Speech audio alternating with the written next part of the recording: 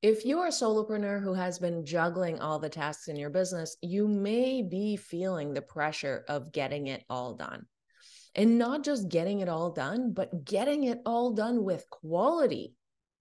You may have considered hiring some support, but you're unsure of what you could be delegating or even whether you should be delegating. So, what could solopreneurs and micro business entrepreneurs do to determine what and whether they should be delegating?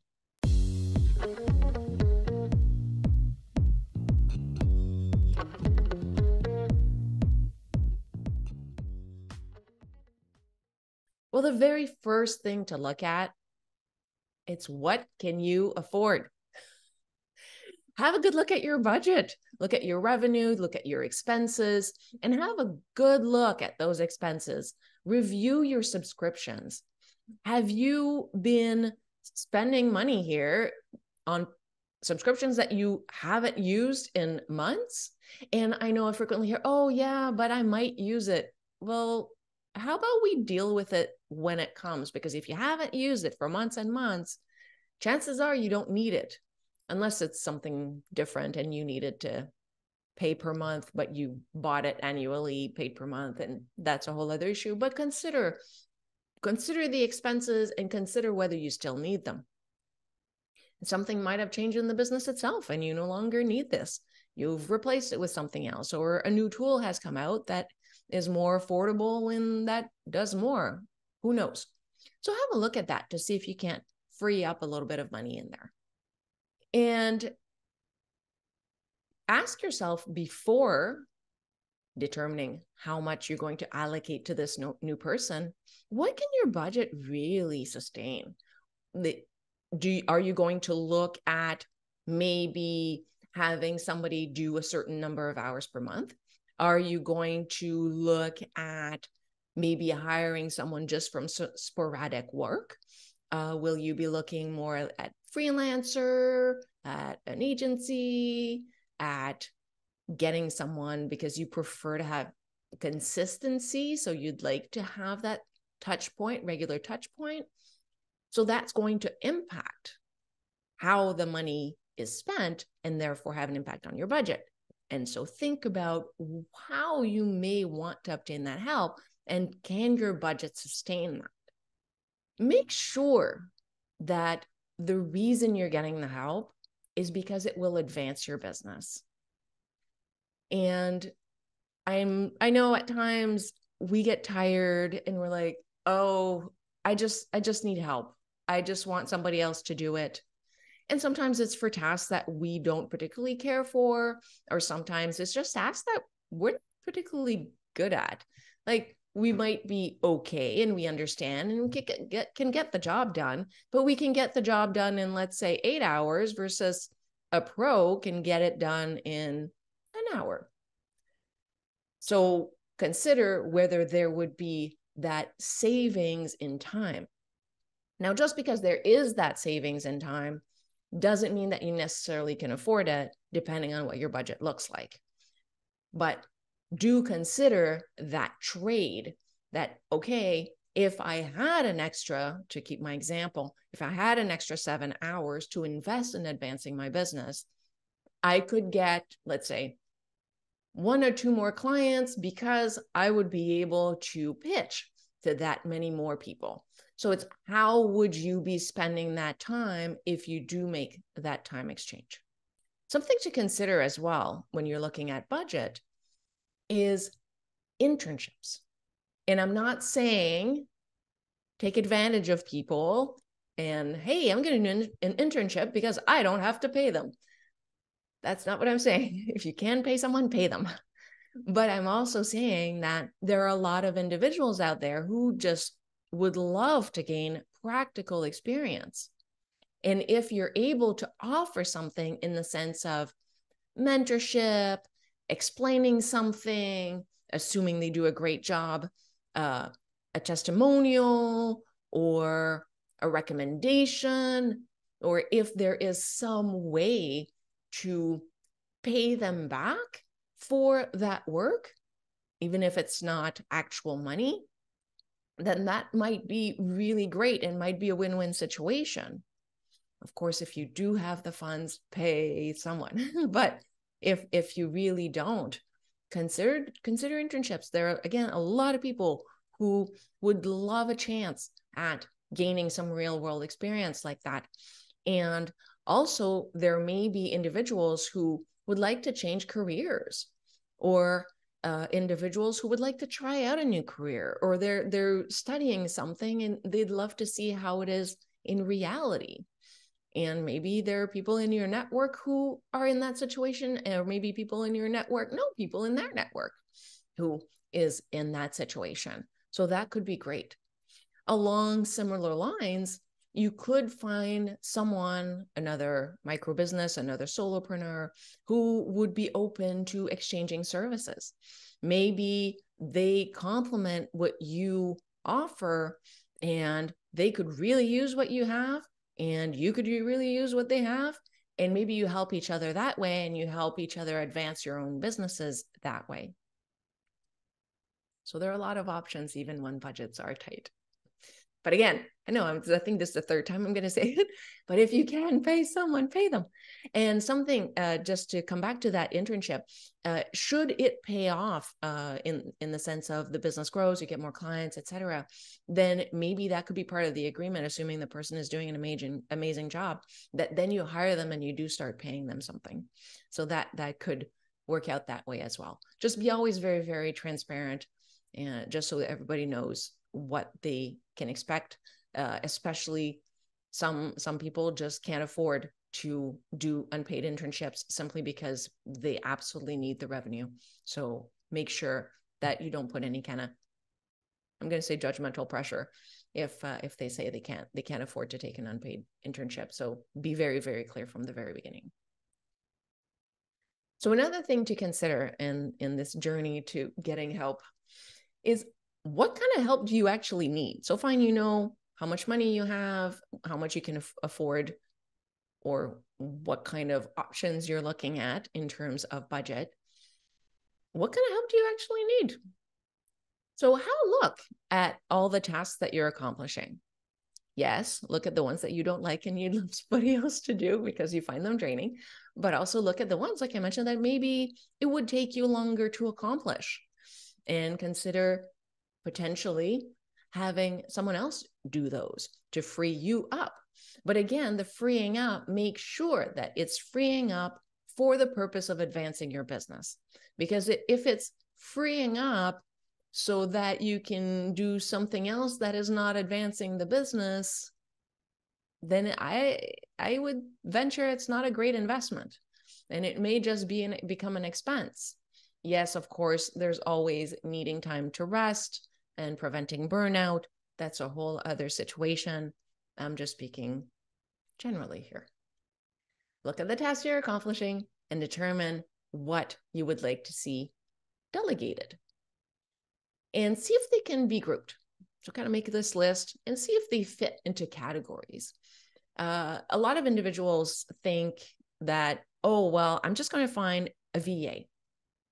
That's great. But if you have a virtual assistant, doesn't mean they can do everything. They may be this amazing person who can do everything and can learn to do everything. I've certainly, in my experience, have found some pretty impressive ones who learn quickly and can grow into all kinds of experts. And so it's really wonderful when you have that. But I think it's a little unfair to expect that everybody will be that kind of person and will have the even desire and interest to become a Jack and Jill of all trades. So make sure that if you can group them, then you may want to consider working with more than one person, even if it's freelancers. And if you do end up needing a little bit of everything, you might also want to consider an agency. There are agencies that offer many services, and that could be a way of going to one place, but getting access to an array of experts. Now, if you are going to be delegating certain tasks that maybe you realize you need someone who knows something that you don't, I highly recommend at least learning the basics. I really would hesitate to fully delegate something that I have no understanding of, because if there are last minute changes, then what do I do? And it's again, not becoming an expert at the thing, not trying to learn all the things. It's just knowing enough to be able to deal with emergencies, unless you have someone who is on retainer and is there to deal with the emergencies. That's possible as well. But even at that, I really like to understand at least the basics to even be able to make appropriate decisions for my business. Because if I don't understand, then I'm fully reliant on this person to make the right strategic decisions.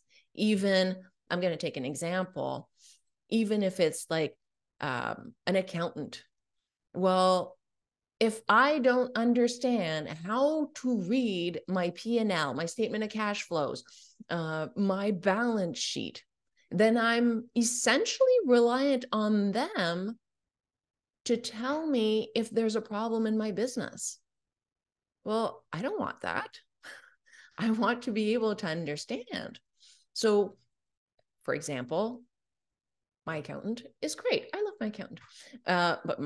And I've had a few accountants for a number of reasons, but my accountants have always been the type of individuals who explain and answer all my questions. So whenever I have anything, they take the time to take me through what does it mean and what does it say. And in time, over the years, I've become very comfortable with how to read those. And now my questions are actually fairly complex. And I can look at them and read a lot of information from the financials, because over time, I've built this knowledge. And I've built this knowledge not from reading a book on understanding of financials, although that's good too. But I've done it from actually reading my financials, and here are the questions that I have based on this, and I don't understand this thing, and why is that thing? And so in doing that, it takes longer for sure, but it's knowledge that sticks, and you just build it over time. But when you're just starting off, at least learn the basics, and maybe that would be a great time to read that book. The other thing to be considering, so you have your budget, now you have your tasks, then you really need to ask yourself, should it be delegated?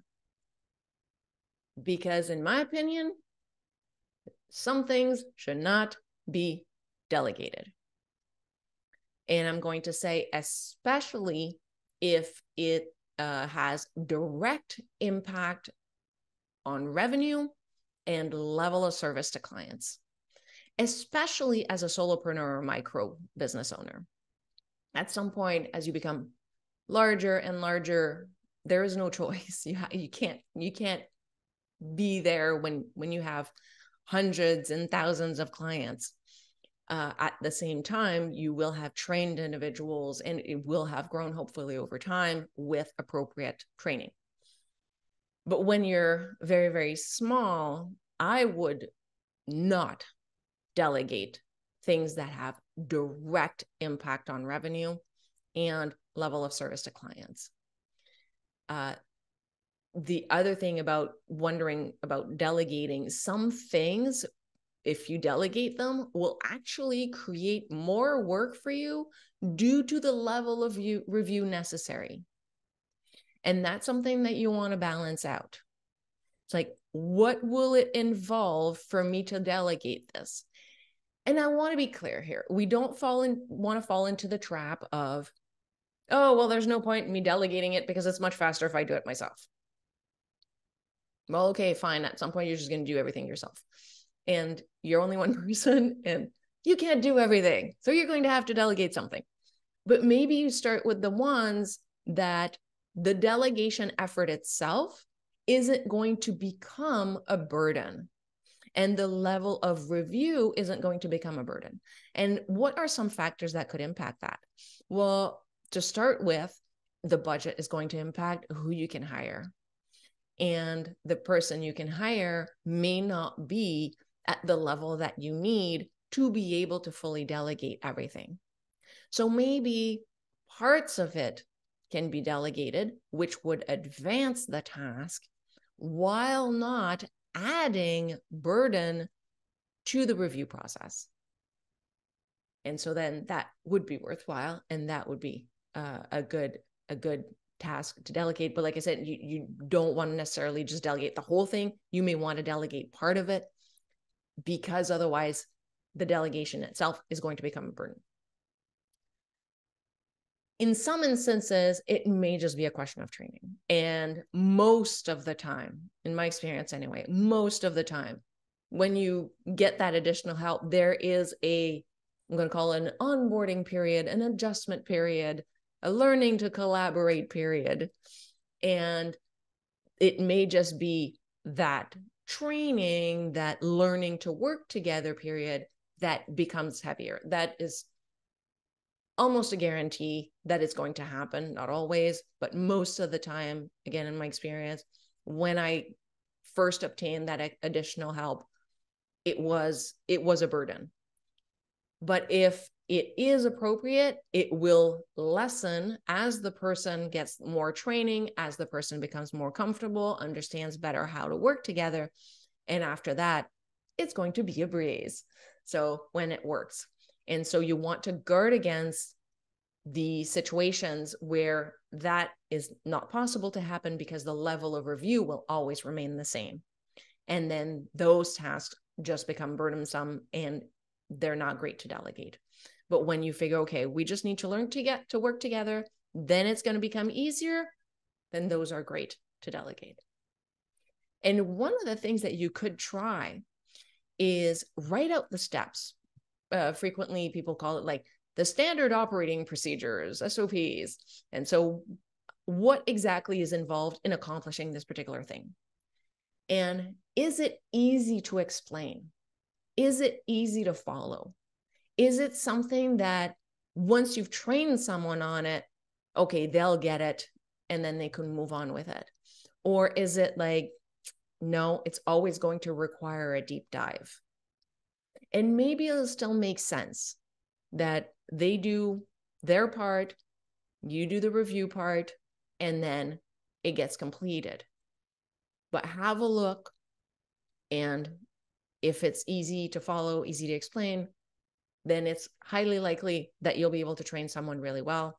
Again, depending on what the budget is and whether you can actually afford to hire someone that is at the level required, but they may grow into it, and then that would be extremely helpful.